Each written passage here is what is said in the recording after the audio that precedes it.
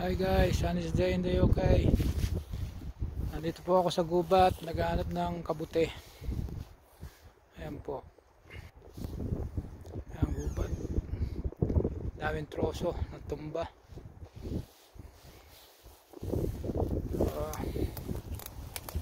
Iikot po ako ngayon dito. Tingnan natin kung may makakuha tayong kabute. Meron ako nakikita mga pailan-ilan. Kaya lang konti. Konti sila.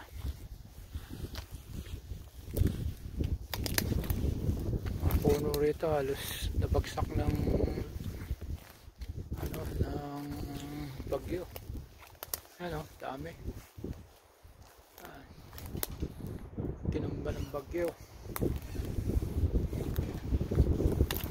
Kaya mahirap maglakad, ang daming troso nakaharang sa daan.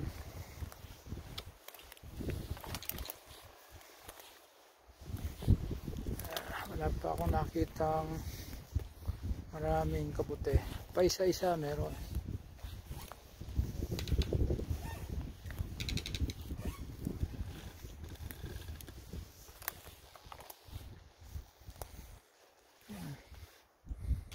Gubat. Nasa loob tayo ng gubat.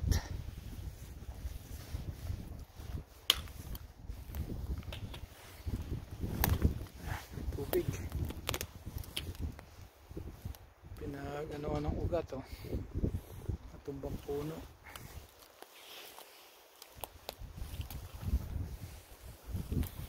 Ayan. Yung ugat ng puno na tumaob. Ayan guys, ang hirap maglakad sa gubat para maghanap ng kabute.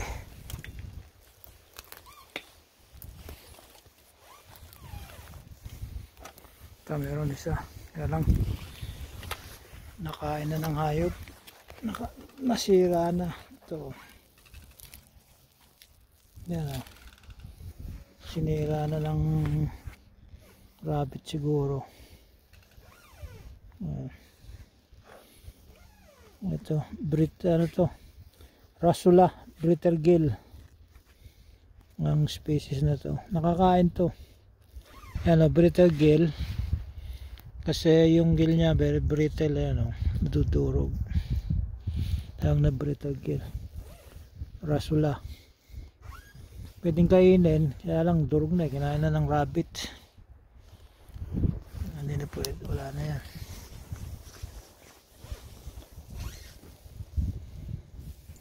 Ano puli? Meron pa dyan.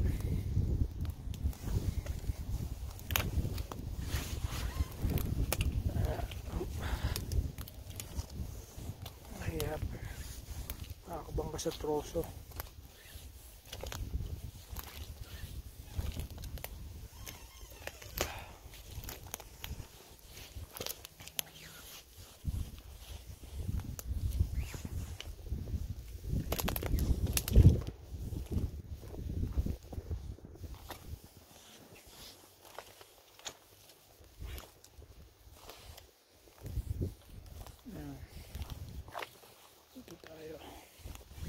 Ang dahil puno sa labat, kabila ang mga nakatumba.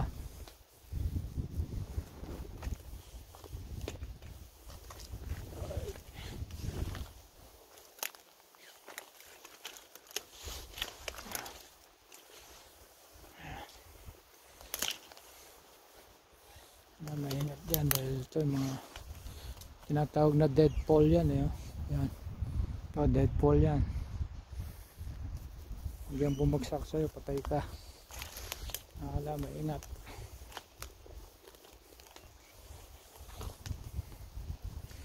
Pwede mag-stay sa ilalim yan. Huwag yan bumagsak. Ito ulit, meron din. Yan. Kinain din ng rabbit. Rasula din siya. Brittle gill. Naunahan tayo ng rabbit.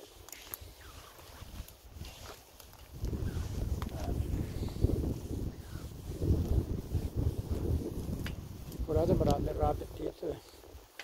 Mga paboritong bahay ng mga rabbit yan. Oh. Mga ilalim yan. Yan. Yan sila nakatira.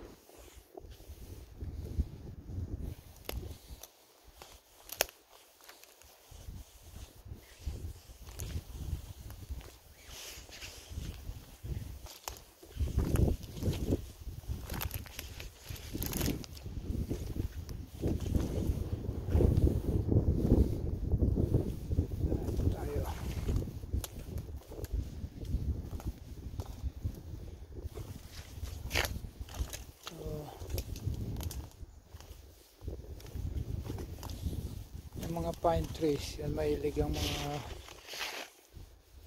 mga kabutin tumubo sa ilalim ng mga pine trees. Kaya lang parang because flat, hindi masyado marami ang kabuti. Mas gusto ng kabuti sa tagilid tumubo, medyo dos. Napansin ko lang mga kabuti, mga kabuting gubat, mas gusto nila sa mga padaus-dos na lugar. Ito maayos oh. Ito bago, hindi pa nagalaw ng rabbit. Yan. Yan, okay pa yan. Ito yan, Rasula Brittle gill. Yan. Sariwa pa. Hindi pa siya na kagat ng rabbit. Ganda yan. Kunin natin yan. Pwede yan. Yung isa nakagat eh. Nagalaw na. Pero yung katawan niya, natin kung pwede pa.